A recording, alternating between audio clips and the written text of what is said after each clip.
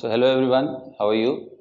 आज मैं आपको टॉटोमेरिज्म के बारे में पढ़ाने जा रहा हूँ। टॉटोमेरिज्म का इम्पॉर्टेंस सिर्फ एक आइसोमरिज्म की तरह से ही नहीं बल्कि इसका रेगुलर मैकेनिज्म में भी बहुत ज़्यादा यूज़ आता है। जैसे कार्बोनिल केमिस्ट्री अगर आप पढ़ो तो उसके अंदर बहुत सारे ऐसे रिएक्शन हैं जहाँ पे अगर आपको टॉटोमेरिज्म का कीटो इनॉल टॉटोमेरिज्म का नॉलेज नहीं है तो उससे आपको प्रॉब्लम हो सकती है। तो इस बात को ध्यान में रखते हुए आज मैं आपको टॉटोमेरिज्म के बेसिक्स एक्सप्लेन करने जा रहा हूँ और हो सकता है कि आज के कंप्लीट वीडियो में आपको कंप्लीट टॉटोमेरिज्म के बारे में ना मालूम चले, तो अगर उसमें आगे एडिशन करना होगा तो मैं वीडियो के माध्यम से आपको बताऊंगा। तो चलिए शुरू करते हैं। What is tautomerism. तो सबसे पहली बात, टॉटोमेरिज्म एक तरह का special type of functional isomer. It's a special type of functional isomer. Functional isomer क्या होता है? जैसे आप जानते हैं कि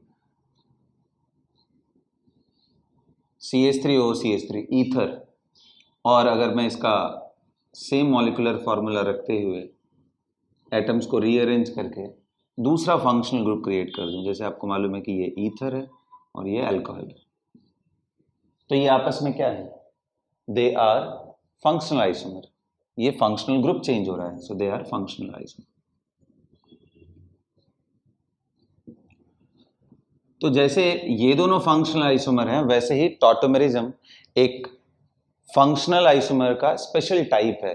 क्या खास बात है इसमें? आखिर किस लिए इसको हम अलग नाम देते हैं टॉटोमर? क्यों नहीं इसको इसी के अंदर पढ़ लेते हैं? उसका रीजन ये है कि टॉटोमेरिक फॉर्म, यानी जैसे ये दोनों फॉर्म आप देख रहे हो फंक्शनल आइसोमर्स के, ये आपस में इक्विलिब्रियम में नहीं रहते। आप इससे इसमें कन्वर्ट नहीं कर सकते इजीली, और अपने आप इक्विलिब्रियम में नहीं एग्जिस्ट करता है। जबकि अगर मैं टॉटोमर की बात करूं तो एक मॉलिक्यूल मैं आपके सामने लेके आता हूं। इस मॉलिक्यूल का नाम क्या है? तो आप ध्यान से देखो, ये ग्रुप, इस ग्रुप को बहुत सारा नाम है इसका। असाइल ग्रुप भी बोलते हैं, एसिटाइल ग्रुप भी बोलते हैं, बहुत सारा नाम है इसका। एक और नाम मैं बताता हूं आपको, एसिटो। एसिटो, और ये एसिटिक एसिड जैसा है। अगर आप यहाँ पे OH होता तो एसिटिक एसिड, तो एसिटो एसिटिक एस्टर, क्योंकि ये OET है, एस्टर फंक्शन ग्रुप। तो इस मॉलिक्यूल का खुद इसके लिक्विड फॉर्म में ही, मतलब आप इसको वाटर में भी मत डिसॉल्व करो क्योंकि ये एक लिक्विड है, इसके लिक्विड फॉर्म में ही ऐसा पाया गया है considerable amount of this isomer.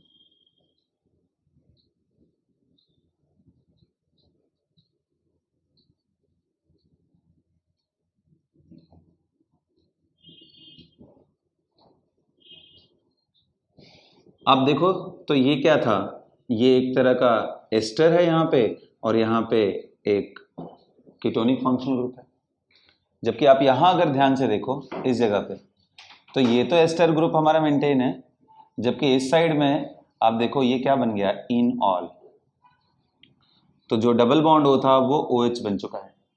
तो ये दोनों का फंक्शनल ग्रुप अलग अलग है, इसलिए ये फंक्शनल आइसोमर है, बिल्कुल है फंक्शनल आइसोमर, क्योंकि फंक्शनल ग्रुप चेंज हो गया। क्या ये आपस में इक्विलिब्रियम में है? जी हाँ, बिल्कुल। एक ही सॉल्यूशन में आपको दोनों चीजें मिलेंगी, ये इक्विलिब्रियम में है। ये अलग बात है कि इसका परसेंटेज ज़्यादा होता है, इसका परसेंटेज कम है, बट फिर भी ये नेचर में इक्विलिब्रियम है। मतलब जैसे ही आप लिक्विड स्टेट में भी, इसके प्योर लिक्विड में भी निकालोगे तो ये दोनों फॉर्म मिलेंगे। अब आपके दिमाग में आएगा सर टेस्टिंग कैसे करते हैं कीटो फॉर्म का, इनॉल फॉर्म का? तो अलग अलग तरीके से हम लोग इसकी टेस्टिंग करते हैं। एक बड़ा पॉपुलर सा चीज़ है FeCl3। FeCl3 टेस्ट कौन देता है? तो कोई भी इनॉल हो तो वो FeCl3 के साथ कलर्ड कंपाउंड का फॉर्मेशन करता है। तो अगर आप इसको ऐड कर रहे हो, कलर्ड आ रहा है, तो which is giving you the presence of this colour बना, इसका मतलब यहाँ पे इनॉल प्रेजेंट था, तो आप FeCl3 से उसको डिटेक्ट कर सकते हो। तो ये इसका प्रूफ है कि ये भी एग्जिस्ट करता है। तो जैसा कि मैंने आपको बता दिया कि टॉटोमेरिज्म है क्या, एक तरह का special type of functional isomer है। तो आखिर ये कहाँ कहाँ पे मिलेगा? क्या एक ही टाइप का आइसोमर है ये? क्या कीटोन ही सिर्फ देता है? आंसर है नहीं। बहुत सारे नेचर में ऐसे आइसोमर्स हैं जो कि फंक्शनल आइसोमर भी हैं, साथ साथ में इक्विलिब्रियम में भी रहते हैं, यानी टॉटोमेरिक फॉर्म बहुत सारे हैं। उनमें से जैसा मैंने आपको बताया कि ये कीटोइनॉल। दूसरा अगर आप ध्यान पूछना चाहोगे तो कीटोइनॉल के अलावा एक और पॉपुलर, बहुत पॉपुलर एग्जाम्पल है जिसको हम बोलते हैं नाइट्रोसो ऑक्साइम टॉटोमेरिज्म। यहाँ हाइड्रोजन है, this is nitroso oxime tautomerism.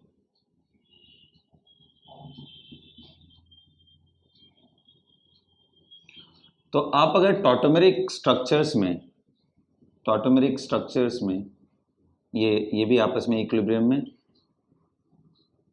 Nitroso oxime tautomerism में ये आपस में इक्विलिब्रियम में रहते हैं, मतलब एक ही सॉल्यूशन में ये दोनों पार्ट आपको मिलेंगे। और मैं बता दूं इसमें डोमिनेटिंग फॉर्म ऑक्साइम होता है, नाइट्रोसो से ज़्यादा स्टेबल ऑक्साइम। ठीक है, तो अब पहले इनका क्लासिफिकेशन सीख लेते हैं, फिर ये देखेंगे कौन से फैक्टर्स किस फॉर्म को डोमिनेट कराएंगे, क्योंकि वो ज़्यादा इंपॉर्टेंट है। ठीक है, जैसे कीटो और इनॉल में अगर आपने टॉटोमेरिज्म का थोड़ा बेसिक रखा है तो कीटो फॉर्म ज़्यादा स्टेबल होता है as compare to enol form. क्यों होता है, कैसे होता है, वो मैं अभी थोड़ी देर बाद आपको बताता हूँ। तो नाइट्रोसो ऑक्साइम टॉटोमेरिज्म, इसी तरीके से नाइट्रो एसी टॉटोमेरिज्म भी है।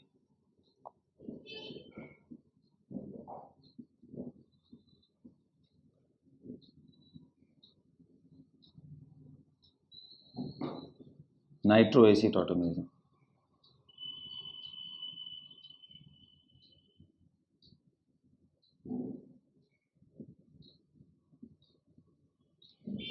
नाइट्रो, ये नाइट्रो फंक्शन ग्रुप है, ये एसी बोलते हैं, नाइट्रो एसी टॉटोमेरिज्म। ठीक इसी तरीके से और भी तमाम तरह के टॉटोमेरिज्म है जो कि आप एक के बाद एक अभी देखेंगे। अब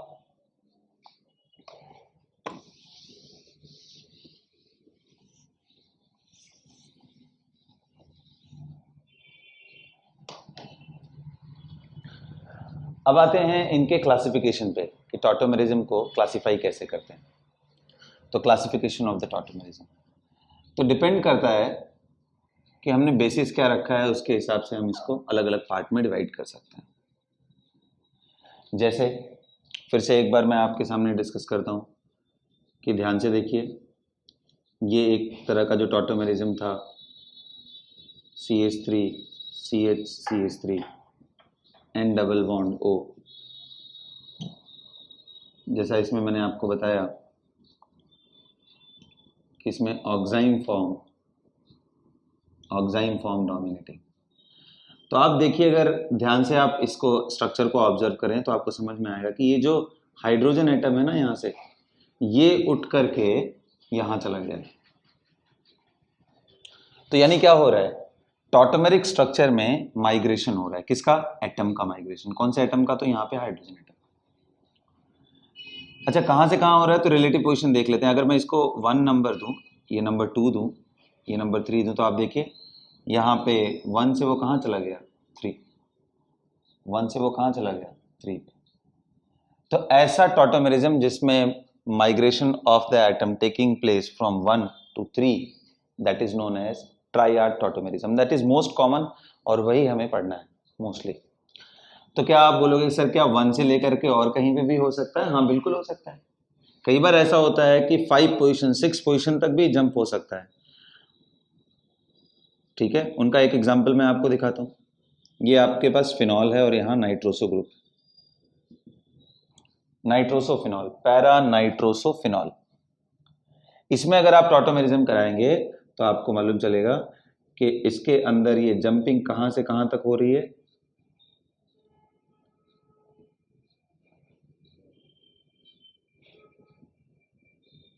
आप काउंटिंग करके देखिए, यहां से शुरू हुआ 1 2 3 4 5 6 एंड 7th पोजीशन पे चला गया। ये 7th पोजीशन पे माइग्रेशन हो रहा है। तो इट इज नॉट नेसेसरी कि 1 से लेकर के 3 पे ही हो। तो आखिर नेसेसरी क्या है, ये माइग्रेशन कैसे होते हैं, ये इनके मैकेनिज्म का पार्ट है जो कि मैं आगे डिस्कस करूंगा। तो अभी tautomerism depending on the relative position of migration,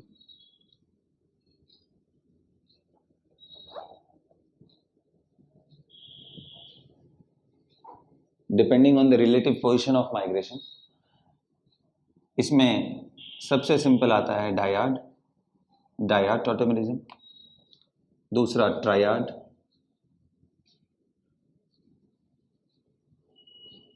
dyad में क्या है 1 to 2 माइग्रेशन, यहां पे रिलेटिवली 1 से 3 पे माइग्रेशन हो रहा होता। इसी तरीके से बच्चों टेट्राड भी होगा जहां पे 1 से 4 में, और इसी तरीके से आगे वो सो ऑन चलता जाएगा। जैसा मैंने बताया कि हमें डिटेल में इसके बारे में पढ़ाई करनी है, ट्रायाड टॉटोमेरिज्म 1 to 3, जैसा ये नाइट्रोसो ऑक्साइन, आगे चल करके मैं आपको बताऊंगा कीटो। तो एक तो क्लासिफिकेशन ये है। अब आते हैं दूसरे क्लासिफिकेशन पे। बेस्ड ऑन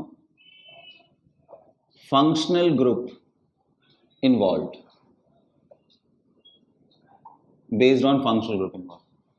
मतलब कौन सा फंक्शनल ग्रुप उसमें प्रेजेंट है, उसके हिसाब से उसका नेमिंग करते हैं। तो भाई इसमें सबसे पहला और सबसे पॉपुलर नाम, सबसे ज़्यादा जिसको पढ़ना होता है, वो है कीटो इनॉल टॉटोमेरिज्म। कीटो इनॉल टॉटोमेरिज्म का मतलब आप देखो यहाँ पे,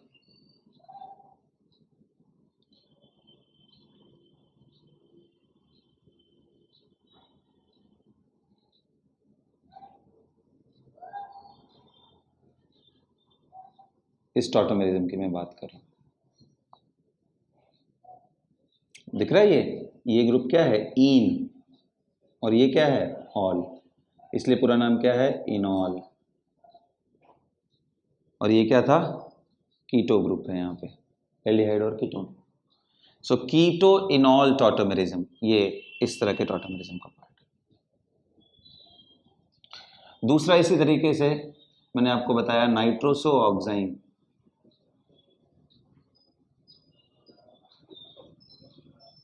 उसी तरीके से तीसरा मैंने आपको बताया नाइट्रो एसी, अभी थोड़ा देर पहले मैंने आपको डिस्कस किया था नाइट्रोसो ऑक्साइन का। एक बार मैं फिर से लिख दे रहा हूं आपको एग्जांपल, कि ये आपके सामने ये इक्विलिब्रियम में, और वो भी डोमिनेटिंग फॉर्म में आपका ऑक्साइन फॉर्म प्रेजेंट रहता है।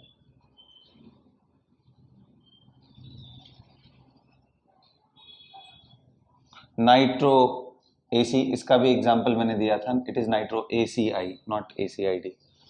उसके बाद और कौन सा है, इसके बाद अगर आप और एग्जांपल्स पूछोगे तो और भी बहुत सारे पड़े हुए हैं, जैसे एक है इमाइन, इन अमाइन टॉटोमेरिज्म। इमाइन इन अमाइन का एग्जांपल अगर मैं आपके सामने दूं तो एक बहुत पॉपुलर एग्जांपल है, वो ये है कि साइक्लोहेक्सीन पहला इमाइन बना लेते हैं। इमाइन का मतलब कार्बन से डायरेक्टली डबल बॉन्ड नाइट्रोजन हो, तो उसको हम बोलते हैं इमाइन ग्रुप। और इनामाइन, मतलब इनामाइन क्या है, इनामाइन इसको बोलते हैं कि जब डबल बॉन्ड हो जाए तो इन, और अमाइन मतलब नाइट्रोजनस ग्रुप यहाँ पे अटैच हो जाए, तो ये जो फॉर्म है इसको बोलते हैं इन अमाइन, और ये क्या है इमाइन। आपको दिख रहा है ये बिल्कुल कीटो जैसा, सी डबल बॉन्ड एन, अगर एन हाई इलेक्ट्रोनेगेटिव है, यहाँ ऑक्सीजन होता तो ये क्या होता है कीटो ग्रुप। तो बिल्कुल कीटो इनॉल से एनालॉगस लेकर के आप समझ सकते हैं इमाइन इनामाइन। अच्छा, इनमें ज़्यादा स्टेबल कौन सा होता है, तो फॉर दिस एग्जाम्पल ये ज़्यादा स्टेबल है इमाइन, मतलब इसमें भी कीटो एनालॉगस ज़्यादा है।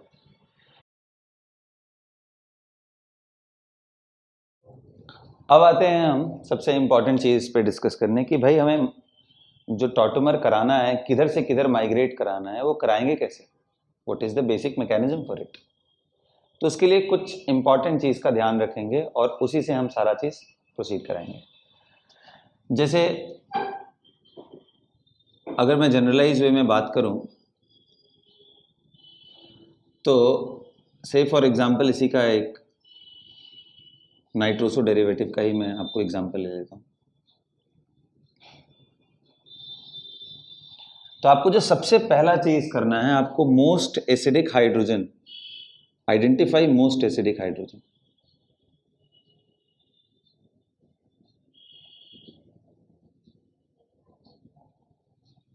अब बताओ, यहां पे बहुत सारे हाइड्रोजन है, एक इधर है, यहां पे है, एक यहां पे है, कौन सा हाइड्रोजन ज्यादा एसिडिक?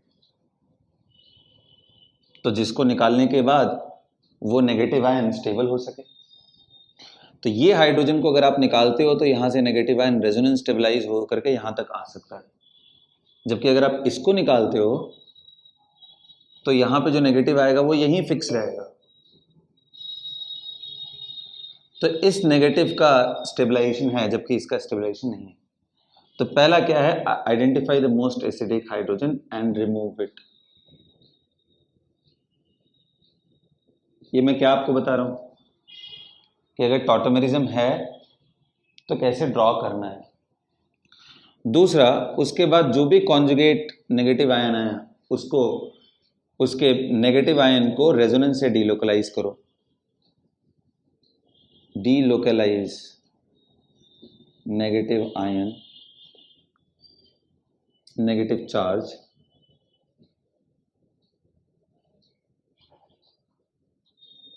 Through resonance.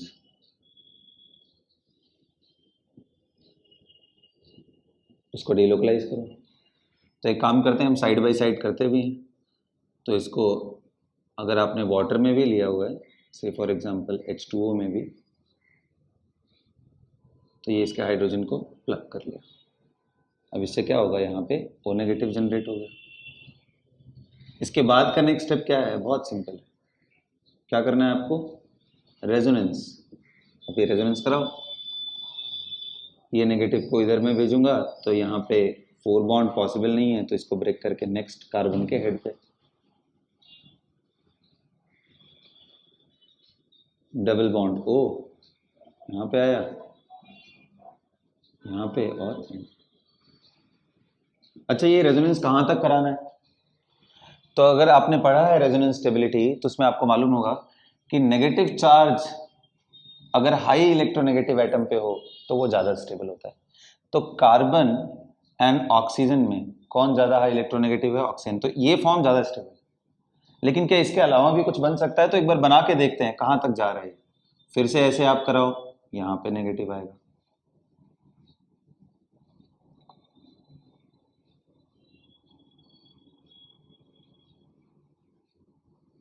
अच्छा, फिर से एक बार रेजोनेंस कराओ, यहाँ पहुँच गया।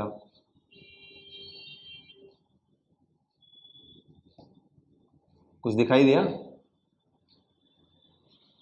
कुछ समझ आया? यहाँ दिख रहा है ये हाई इलेक्ट्रोनेगेटिव पे आ गया। So negative on high electronegative is more stable. तो आपको कब तक कराना है, जब तक कि वो हाई इलेक्ट्रोनेगेटिव पे ना पहुंच जाए। और एक बार यहाँ पहुंच गया तो नेक्स्ट स्टेप क्या है, सिंपली आप इसको प्रोटॉन दे दो। आप HOH से इस नेगेटिव आयन का यहाँ H पे अटैक करा और ये प्रोटॉन मिल गया, तो बन गया ये आपका टॉटोमेरिक फॉर्म। तो क्या स्टेप हमने फॉलो किया? पहला, identify the most acidic hydrogen and remove it. दूसरा हमने फॉलो किया, delocalize negative ion through resonance. कब तक करना है? Till it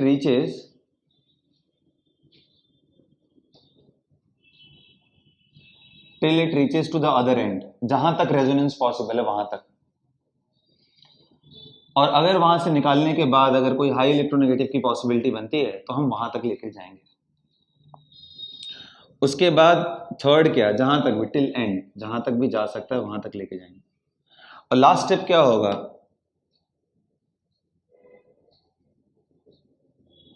add H plus ion to the negative ion.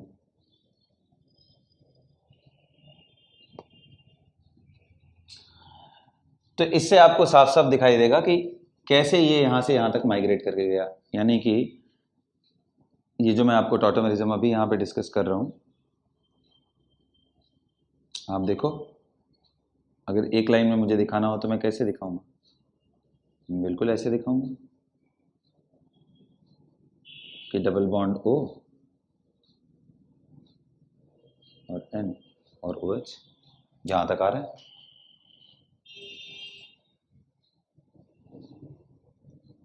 ठीक है। सो ये हमारा टॉटोमेरिज्म का तरीका है। तो अच्छा, ये तो बहुत क्लियर हो गया। अगर आप इस एग्जाम्पल को समझ गए अच्छे से तो आपका बेसिक्स एकदम क्लियर है। अब मैं आपको कुछ और एग्जाम्पल्स दिखा करके समझाने की कोशिश करता हूँ। तो नेक्स्ट एग्जाम्पल लेते हैं।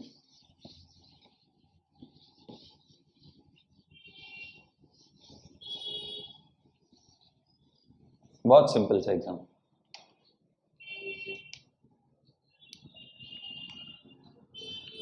नेक्स्ट एग्जाम्पल लेते हैं, और वो कौन सा?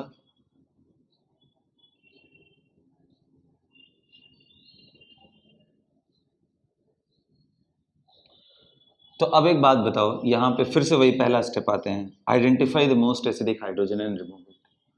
इनमें मोस्ट एसिडिक हाइड्रोजन कौन सा है? तो एक ये हाइड्रोजन दिख रहा है, एक ये दिख रहा है, एक यहाँ पे दिख रहा है। अगर मैं CH2H को मान के चलूं तो इनमें सबसे ज्यादा एसिडिक कौन सा है? तो निकाल के एक बार देखो। ये अगर निकाल दिया, यहाँ पे नेगेटिव आया, तो क्या ये स्टेबलाइज होगा? नहीं, क्योंकि ये रेजोनेंस अब नहीं कर सकता। इसको निकाले तो यहाँ नेगेटिव आएगा, तो क्या ये स्टेबलाइज होगा? देख लेते हैं एक बार। अगर आप स्लाइटली बेसिक मीडियम भी सॉल्यूशन में लिए हो या वाटर भी लिए हो तो ये प्रोसेस पॉसिबल है।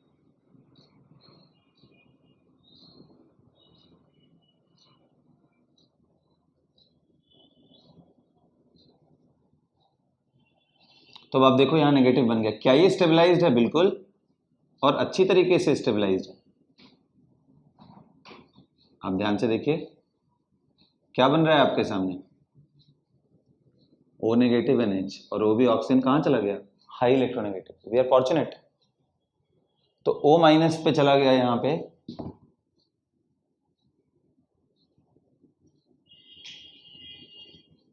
अब आप देखने की कोशिश करिए, नेक्स्ट स्टेप क्या होगा? यहाँ पे सिंपली आप H प्लस ऐड कर दीजिए।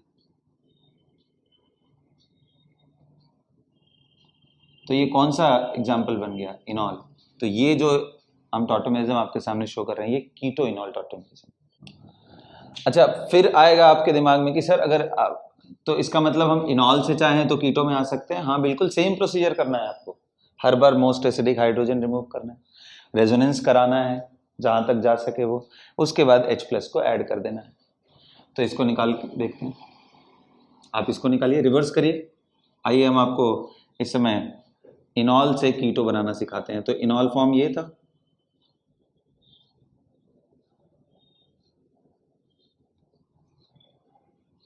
अब इसमें क्या करना है? पहला स्टेप फॉलो करिए, remove the most acidic hydrogen. निकाल दिया इसको। कैसे निकलेगा? कुछ नहीं है तो सॉल्यूशन में वाटर है ना, तो वो लोन पेयर अपना डोनेट करेगा, H प्लस वहां से निकलेगा। ये O नेगेटिव आया, तो अब ये फिर से रेजोनेंस कराइए। कहाँ चला गया?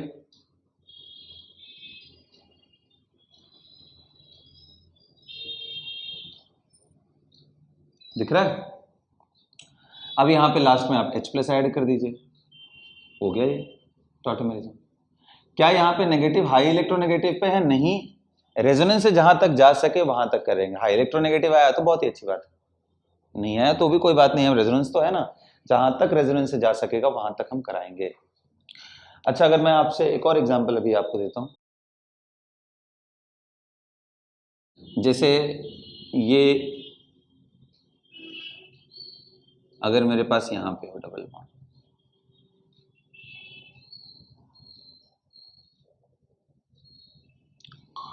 और पूछा जाए कि आपको आइडेंटिफाई करना है कि इनमें से टॉटोमेरिक स्ट्रक्चर कौन सा है इसका, ऐसे क्वेश्चंस भी आते हैं।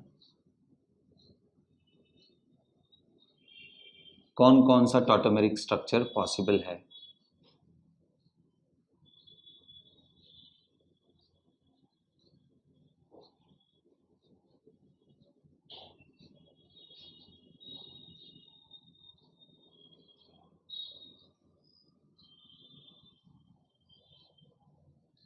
अगर ये इसका मेन स्ट्रक्चर है तो इनमें इसका क्या टॉटोमर ये है या ये? अगर स्ट्रक्चर्स में बोलूँ तो A B में से कौन इसका टॉटोमेरिक फॉर्म है? और एक C भी बना देता हूँ।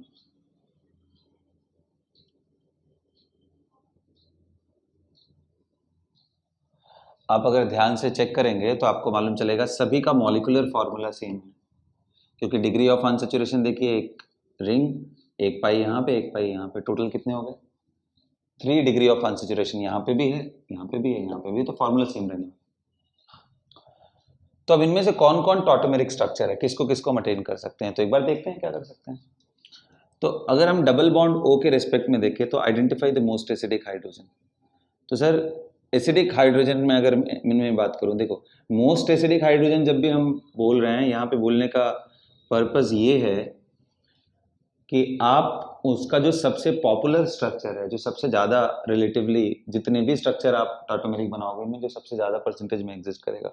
अदरवाइज मोस्ट के जगह पे यहाँ पे सिंपली एसिडिक हाइड्रोजन भी है और वो रेजोनेट कर सकता है, तो हम उसको भी निकाल के देख सकते हैं। जैसे इस एग्जाम्पल में हमको दिखाई दे, मान लीजिए इसके पास अगर आप ध्यान से देखिए तो ये हाइड्रोजन को अगर मैं निकालूं तो यहाँ पे नेगेटिव आयन रेजोनेंस से स्टेबलाइज्ड, वो भी डबल बॉन्ड O से। ये हाइड्रोजन निकालूं तो सर इसके साथ तो और एक अच्छा बात है कि अगर आप निकालते हो तो यहाँ डबल बॉन्ड यहाँ और ये O नेगेटिव यहाँ पे भी आए। तो हमारे पास हमने आइडेंटिफाई किया कि दो दो एसिडिक हाइड्रोजन। क्या ये है क्या? नहीं, बिल्कुल नहीं, क्योंकि ये sp2 में अगर नेगेटिव आयन आप डालते हो तो ये इस प्लेन के परपेंडिकुलर है, तो ये रेजोनेट नहीं कर सकता। उसके लिए जरूरी क्या है? वो sp3 हाइब्रिडाइज्ड होना चाहिए यहाँ पे, जबकि ये sp2 है। ये हाइड्रोजन निकालने के बाद नेगेटिव यहाँ रेजोनेट नहीं कर सकता। ठीक है, तो रिमूव करने के लिए हम ये हाइड्रोजन रिमूव कर सकते हैं या ये हाइड्रोजन।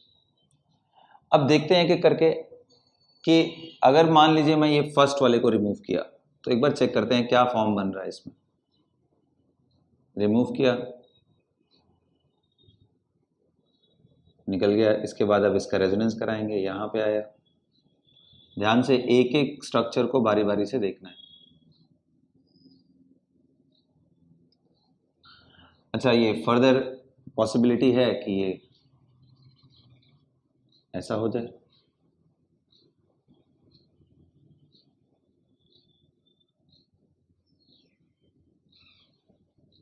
और अगर आप H+ इसको दे दो तो ये एक टॉटोमेरिक स्ट्रक्चर आपके पास आ गया। ये एक टॉटोमेरिक स्ट्रक्चर आ गया, यानी ये किससे मिल रहा है?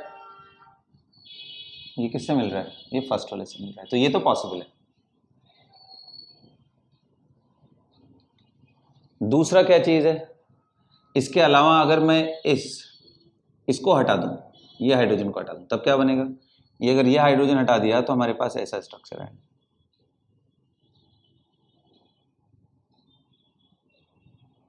ये रेजोनेंस कराएंगे,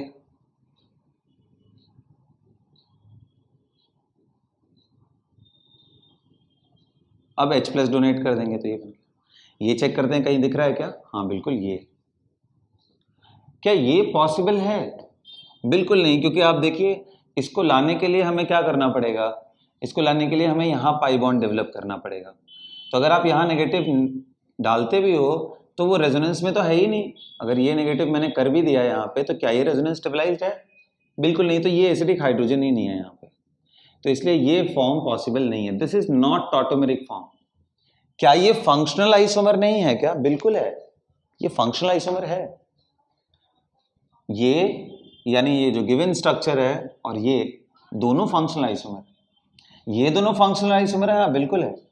लेकिन ये और ये टॉटोमेरिक स्ट्रक्चर्स नहीं है, क्योंकि टॉटोमेरिज्म में इक्विलिब्रियम एग्जिस्ट करना चाहिए। वो इक्विलिब्रियम तभी पॉसिबल है जब आप एसिडिक हाइड्रोजन सॉल्वेंट के अंदर रिमूव होने के बाद वो खुद व खुद दूसरे फॉर्म में जा सके स्पॉन्टेनियसली, राइट।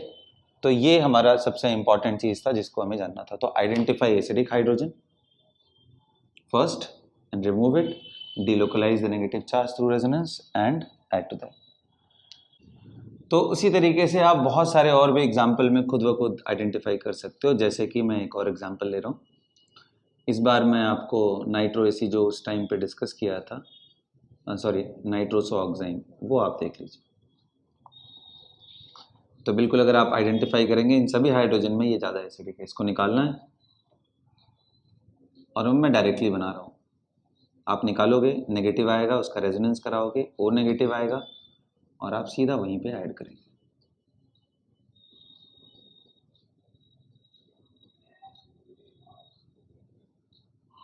और यहाँ O माइनस आया तो इसको सिंपली OH, तो अब बन गया ये हमारा नाइट्रोसो था, ये ऑक्साइम है।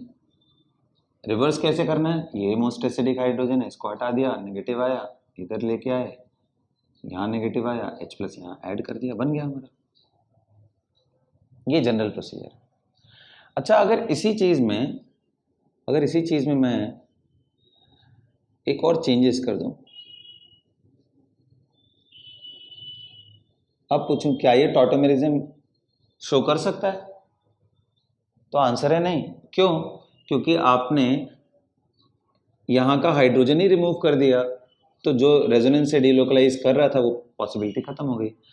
क्या हाइड्रोजन नहीं है? बिल्कुल है, हाइड्रोजन यहाँ पे है ना, लेकिन क्या इसको रिमूव करने से ये मूव कर सकता है? नहीं।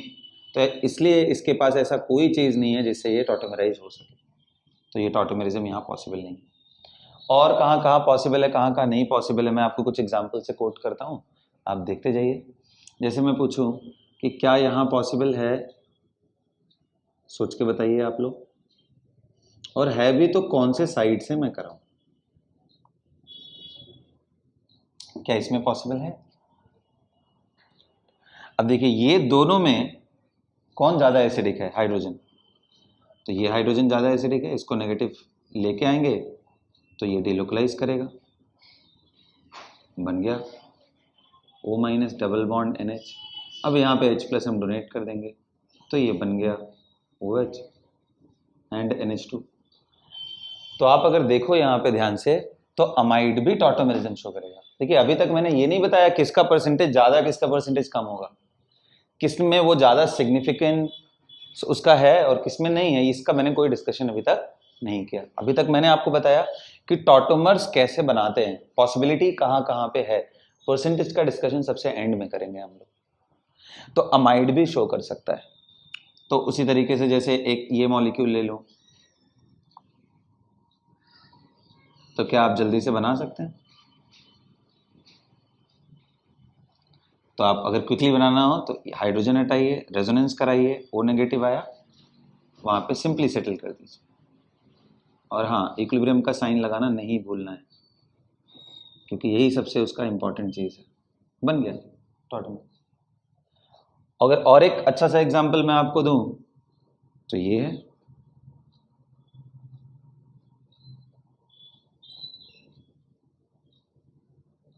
ये इनमें मैं डबल बॉन्ड हो डबल बॉन्ड हो डबल बॉन्ड हो करा दूं, और मैं पूछूं आपसे कि आप जहां तक इसका टॉटोमेरिक स्ट्रक्चर बन रहा है सब बना दीजिए। तो ठीक है, मैं क्या करूंगा, पहला हाइड्रोजन यहां से हटाऊंगा, रेजोनेंस कराऊंगा O नेगेटिव H को, तो जो पहला टॉटोमेरिक फॉर्म है वो मैं ऐसा बनाने वाला।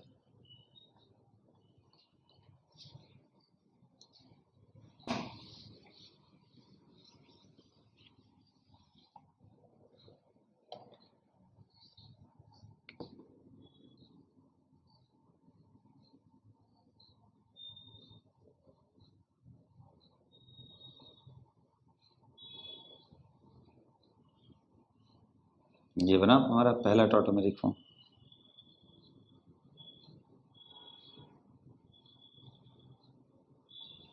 ये हमारा फर्स्ट टॉटोमेरिक फॉर्म। क्या अभी भी टॉटोमर पॉसिबल है क्या? देखते हैं एक बार। तो ध्यान से देखिए, यहाँ डबल बॉन्ड है, उसके नेक्स्ट हाइड्रोजन हमारे पास एसिडिक हाइड्रोजन भी है। अगर मैं उसको रिमूव करूँ तो इसको अगर आपने रिमूव किया तो फिर से टॉटोमेरिक पॉसिबल है। तो रिमूव करने के बाद मैं अगला डेवलप कर रहा हूँ डायरेक्टली, इसको हटाने के बाद नेगेटिव यहाँ आएगा और आपके पास बन गया।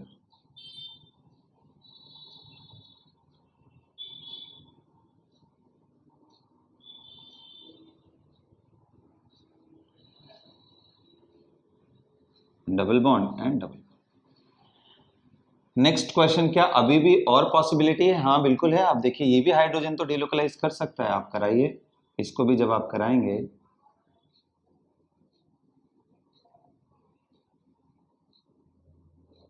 तो फाइनली जो स्ट्रक्चर बन के आएगा वो कुछ इस तरह का।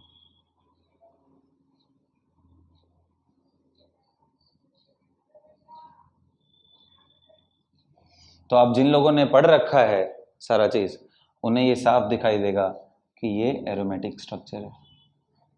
क्योंकि अंदर आप देखिए 6 पाई इलेक्ट्रॉन डिलोकलाइज्ड हो रहा है,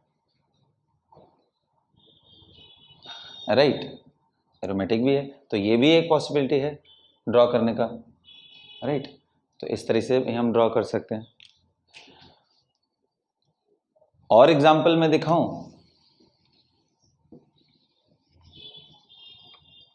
और एग्जाम्पल अगर मैं दिखाऊं आपको, तो एक पिरिडीन का एग्जाम्पल लेके चलते हैं, हाइड्रोक्सी पिरिडीन का,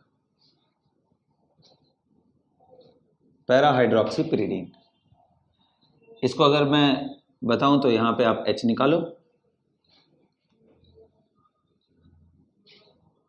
तो H निकालने के बाद क्या आएगा यहां पे, नेगेटिव।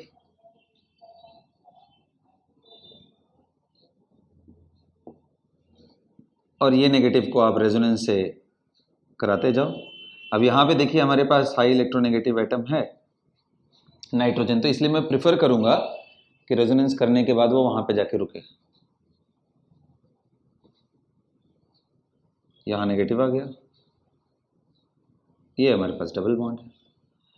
अब क्या नेक्स्ट करना है, बहुत simple sir, H plus ion आप ऐड कर दीजिए। तो ये जो स्ट्रक्चर हमने डेवलप किया यहाँ पे, इसको बोलते हैं पिरिडोन। ये क्या है, हाइड्रोक्सी पिरिडीन, 2 हाइड्रोक्सी पिरिडीन। जबकि जो अगला फॉर्म हम बना रहे हैं,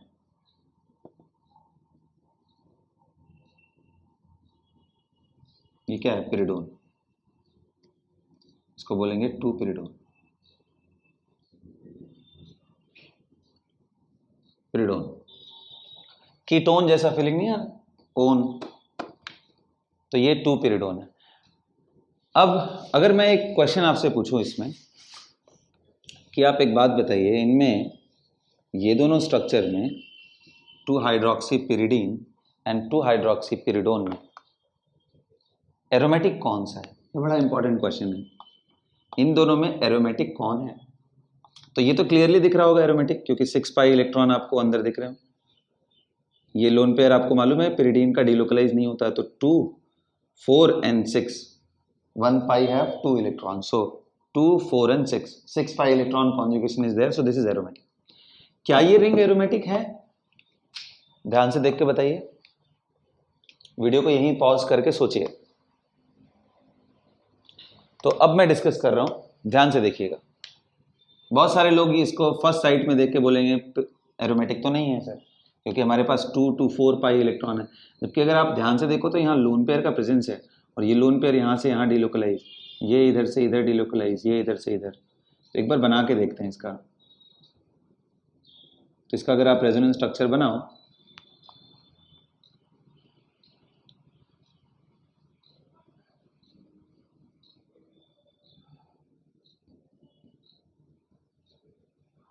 ये रेजोनेंस स्ट्रक्चर है। अब क्या आपको दिखाई दे रहा है कि यहाँ पे अब पाई पाई पाई पूरा ऐसा सर्कल में घूम सकता है? इसका मतलब कि ये भी एरोमेटिक है। जी हाँ, ये भी एरोमेटिक है, आपको दिखाई दे या ना दिखाई दे, बट एरोमेटिक ये भी है। ये भी एरोमेटिक था और ये भी एरोमेटिक है। तो आई होप कि आपको इस सारी क्लैरिटी आ रही होगी कि कैसे हमें चेक करना है कि कहाँ पे पॉसिबल है टॉटोमेरिज्म, कहाँ पे नहीं। मैं कुछ एग्जांपल्स आपको और दे करके पूछता हूँ, बताइए क्या यहाँ पे पॉसिबल है टॉटोमेरिज्म? क्या यहाँ पे टॉटोमेरिज्म पॉसिबल है?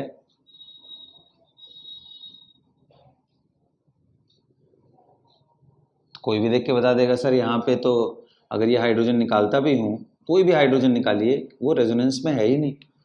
तो ऐसा कोई भी स्ट्रक्चर जहाँ पे इस तरह का चीज हो रहा हो, वहां पे टॉटोमेरिज्म नहीं पॉसिबल है। ठीक है, और इसी तरीके से एग्जाम्पल आप ढूंढते रहिए, अपने से बना करके देखिए, सोचिए, आपको आइडिया लगता जाएगा टॉटोमेरिज्म कहाँ पॉसिबल है, कहाँ पॉसिबल नहीं है। की पॉइंट क्या था, एसिडिक हाइड्रोजन में मिलना चाहिए। अच्छा, एक और मैं स्ट्रक्चर लूंगा, जैसे इसमें कई बार पूछा हुआ है कि इसका टॉटोमेरिक फॉर्म बनाइए। तो अब ये देखिए, मोर देन वन आ गया ना इसमें एसिडिक हाइड्रोजन, एक तो यहाँ पे प्रेजेंट है और एक यहाँ पे प्रेजेंट है। अगर मैं इसको निकाल के देखूं तो ऐसा बन गया,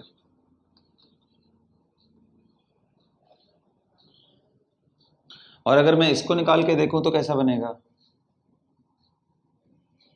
अब इन दोनों में क्या बेनिफिट है भाई, ये दोनों में कौन सा हमें ड्रॉ करना चाहिए, which one should I prefer, this one और दैट वन, क्योंकि कोई तो एक मेजर होगा ना इनमें से। तो फिर जब हमारे पास मल्टीपल पॉसिबिलिटी हो तो हम मोस्ट एसिडिक के लिए जाएंगे, सबसे आसानी से कौन निकल सकता है। तो अगर आप इसको निकालते हो तो देखो आप एक ही साइड में हाई इलेक्ट्रोनेगेटिव से स्टेबलाइज है वैसे, जबकि आप इधर से देखो ये इधर भी जा सकता है स्टेबलाइजेशन के लिए, इधर भी जा सकता है, और वो भी दोनों साइड में हाई इलेक्ट्रोनेगेटिव है। रेजोनेंस नेगेटिव का वो भी हाई इलेक्ट्रोनेगेटिव एटम के साथ is much more important than plain resonance. मैं आपको बता दूं कि ये जो नेगेटिव आयन है इसका स्टेबिलिटी, ये जो कार्बन का नेगेटिव आयन है इसका stability more than this stability. ये दोनों का अगर आप कंपैरिजन भी करते हो तो ये फार लेस स्टेबल है, कहीं आसपास भी स्टैंड नहीं करता। जबकि आप रेजोनेंस देखो तो आपको दिखेगा कि इसमें तो टोटल 5 रेजोनेंस है, जबकि यहाँ पे आप देखो तो एक इधर एक उधर और एक खुद का, यानी 3 रेजोनेंस। तो नंबर ऑफ रेजोनेंस से इंपॉर्टेंट उसकी क्वालिटी भी है कि वहां किससे रेजोनेट कर रहा है। तो नेगेटिव आ जाए तो high electronegative atom is preferred over any normal resonance, क्योंकि यहाँ पे तो जब भी होगा ये कार्बन टू कार्बन ही होगा ना, लो इलेक्ट्रोनेगेटिव नेगेटिव, यहाँ पे भी लो इलेक्ट्रोनेगेटिव, ऐसा घूमता रहेगा लो इलेक्ट्रोनेगेटिव। तो आई होप आपको समझ आया होगा कि हमें कहाँ से निकालना है, यहाँ से निकालना है। फिर अब क्या, एक बार यहाँ से निकल गया तो आप किसी साइड लेके चले जाओ और टॉटोमेरिक स्ट्रक्चर बना लो। जब बनाओगे तो क्या मिलेगा, ये O- डबल बॉन्ड, फिर H+ अटैच कर दो। अच्छा, अटैच करने के बाद एक अच्छा चीज आपको दिखेगा, आप अगर इस स्ट्रक्चर को अच्छे से बनाओ तो देखो मैं दिखा रहा हूं कैसा बनेगा ये।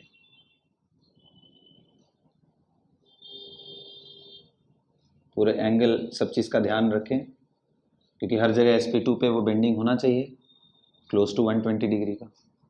तो बेंडिंग करने के बाद आप देखो ये कुछ स्पेशल नहीं दिख रहा है, ये ऑक्सीजन हाई इलेक्ट्रोनेगेटिव है, पेयर ऑफ इलेक्ट्रॉन भी है, यहाँ पे भी हाई इलेक्ट्रोनेगेटिव है, तो इंट्रामोलिकुलर हाइड्रोजन बॉन्ड। सिर्फ उतना ही नहीं, ये मॉलिक्यूल और ज़्यादा स्पेशल है। क्यों? क्योंकि आप देखिए ये लोन पेयर इसके साथ कॉन्जुगेट कर सकता है, ये ट्रू नेगेटिव आयन आ सकता है। यानी अगला अगर रेजोनेंस स्ट्रक्चर आप ड्रॉ करो,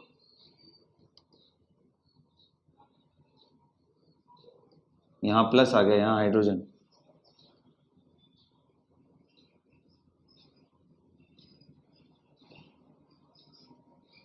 ये O- हो गया, ट्रूली नेगेटिव। और ये O नेगेटिव है और यहाँ O पॉजिटिव है, तो इलेक्ट्रोनेगेटिविटी इतना बढ़ गया कि ये आयोनाइज होकर इसके पास भी जा सकता है। इसलिए कुछ कुछ बुक्स में अगर आप ध्यान से देखो तो इनके स्ट्रक्चर को बल्कि ऐसे दिखाया हुआ है कि बीच में डॉटेड लाइन से दिखाया कि दोनों साइड में कहीं पे भी जा सकता है। तो क्या जबरदस्त बात नहीं हो गया? आप देखिए तो 2, 4 एंड ये 6 पाई इलेक्ट्रॉन का कॉन्जुगेशन, साइक्लिक स्ट्रक्चर, और इतना जबरदस्त। इसके वजह से ये इतना ज्यादा स्टेबल है कि अपने ही लिक्विड फॉर्म में, मतलब ये प्योर लिक्विड फॉर्म अगर मैं इसका ले लूं तो उसमें ये जो इनॉल, ये वाला जो परसेंटेज है वो 76% के आसपास है। यानी इस फॉर्म के बारे में बता रहा हूं, इतना इंपॉर्टेंट है। 76% ये होता है, रिमेनिंग परसेंट यानी कि आपका 24% ये होता है। ये इक्विलिब्रियम इतना ज्यादा इंपॉर्टेंट है। नॉर्मल केस में कीटो ही मेजर होता है जब तक कि इस तरह का कुछ स्टेबिलिटी ना आ जाए। आ रहा है बात समझ में? तो ऐसे करके आप टॉटोमेरिक स्ट्रक्चर्स को पहचान सकते हो और उनको ड्रॉ कर सकते हो। कहाँ पे ड्रॉ करना है कहाँ पे नहीं आप डिसाइड कर सकते हो। आज का वीडियो यहीं पे मैं रोकता हूँ क्योंकि बहुत लेंदी ना हो जाए। अगले आने वाले वीडियो में मैं आपको ये बताऊंगा कि टॉटोमर्स ड्रॉ तो करना सीख गया आज हम लोग, लेकिन उनमें कौन ज़्यादा स्टेबल है, इनॉल फॉर्म ज़्यादा स्टेबल है या कीटो फॉर्म, ऑक्साइम फॉर्म ज़्यादा स्टेबल है या नाइट्रोसो फॉर्म। इसी तरह से जितने भी 3-4 इंपॉर्टेंट एग्जाम्पल हैं IIT जेईई में, नीट, इन सभी एग्जाम्स के लिए, उनके बारे में मैं आपको डिस्कशन करूँगा। So that's all.